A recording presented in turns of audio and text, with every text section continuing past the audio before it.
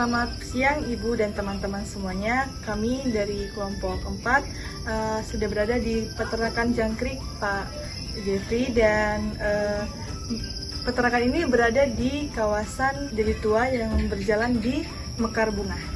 Baik, di sini saya akan menjelaskan mengenai manajemen perkandangan pada ternak jangkrik. Nah, teman-teman dapat kita lihat untuk kandang itu sendiri dengan tipe kalori yang dimana panjang kandang itu 240 dengan lebar 140 cm dan tinggi 80 cm. Nah, terdapat 17 kotak pada peternakan jangkrik, dan di sini dapat kita lihat adalah tempat jangkrik dewasa. Di sini adalah tempat jangkrik dewasa, yang dimana di dalamnya ini diletak lakban untuk sebagai pelindung atau agar jangkriknya tidak naik ke atas, dan di bawah diletak oli untuk melindungi jangkrik dari predator atau serangga lainnya, yang dimana kandang juga dibagi.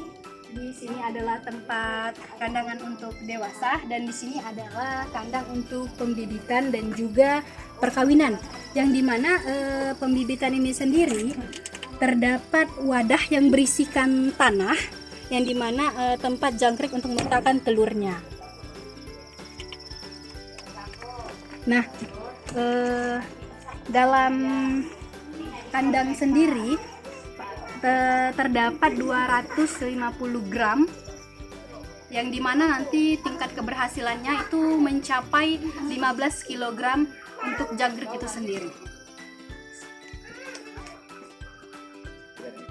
Baik, di sini saya akan menjelaskan tentang manajemen pakan ternak jangkrik di peternakan Pak Jeffrey. Nah, beliau ini menggunakan dua jenis bahan pakan, yaitu pure buat ayam dan juga hijauan seperti daun ubi, daun pepaya, dan juga bahkan daun pisang.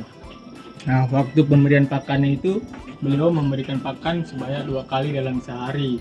Tetapi pada masa pemanenan beliau membatasi pemberian pakan untuk hijauannya karena hijauan mengandung banyak air yang akan menyebabkan kotoran yang dikeluarkan dari jangkrik itu menjadi basah dan akan mengakibatkan kaki dan sayap dari jangkrik itu patah dan jangkriknya juga mati. Jadi beliau membatasi pakannya itu H-2 sebelum melakukan pemanenan.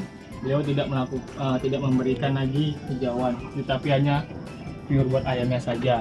Nah, untuk pemberian air minumnya beliau menyemprotkan sedikit demi sedikit dengan menggunakan ini, yaitu dengan melakukan 4-5 kali dalam sehari waktu dalam pemberian air minumnya. Untuk manajemen penyakit pada peternakan jangkrik yang ada di sini, di mana jangkrik ini merupakan hewan yang sensitif terhadap cuaca. Peternak mengatakan jangkrik itu akan mati ketika kakinya itu lembab karena terkena kotoran atau feces yang dikeluarkan oleh jangkrik sendiri.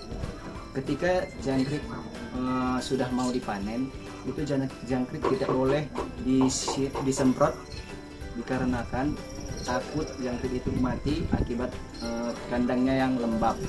Kandang yang lembab itu yang dapat menyebabkan kaki jangkrik itu bisa putus atau patah. Begitu juga dengan sayapnya. Di sini saya akan menjelaskan tentang manajemen reproduksi jangkrik. Yang pertama, jangkrik yang siap dikawinkan akan dipisahkan dari kandang anakan dan kandang pembesaran. Setelah itu, yang perlu disiapkan untuk kandang perkawinan jangkrik ini adalah bak pasir. Bak pasir ini fungsinya untuk media telur yang dipakai di kandang perkawinan ini. Ciri-ciri jangkrik yang sudah siap kawin yaitu ciri umumnya jangkrik yang berumur 45-50 hari dan juga sayapnya akan keluar. Pakan tambahan yang diberikan pada jangkrik terkhususnya di peternakan ini tidak ada pakan tambahan yang diberikan, melainkan pakan yang biasa diberikan pada jangkrik biasanya, yaitu hijauan dan pur ayam.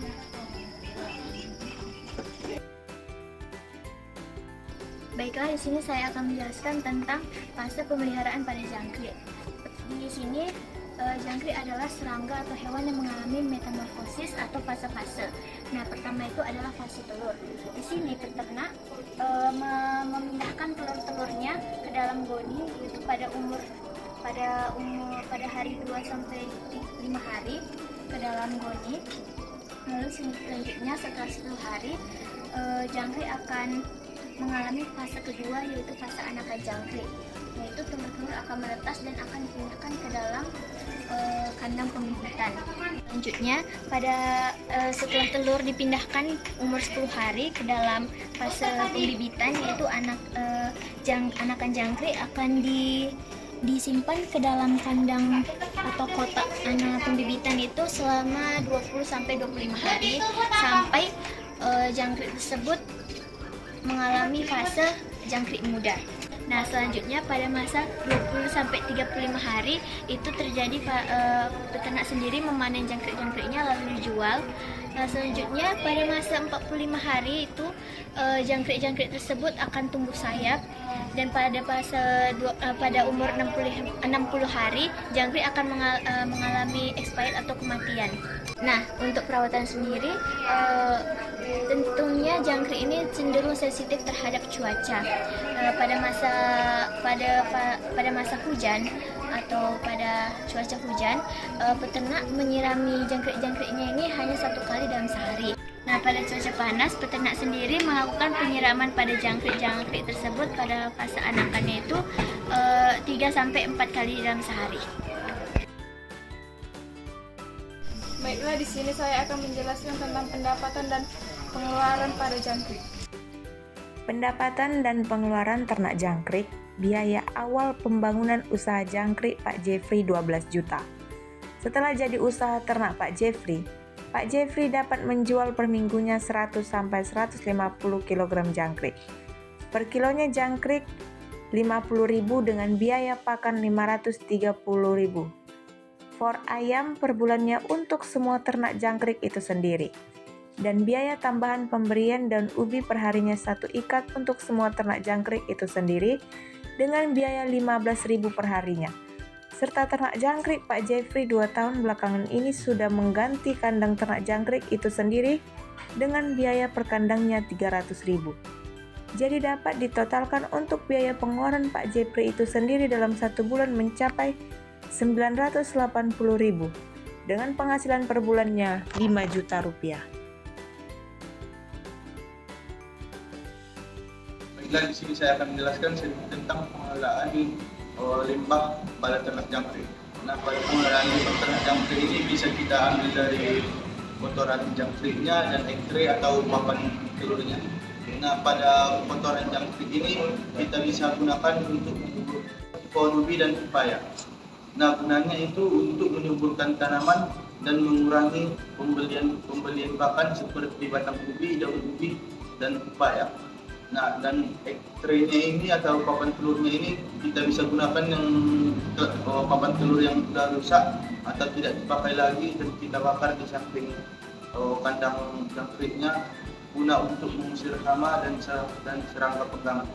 Sekian dan terima kasih.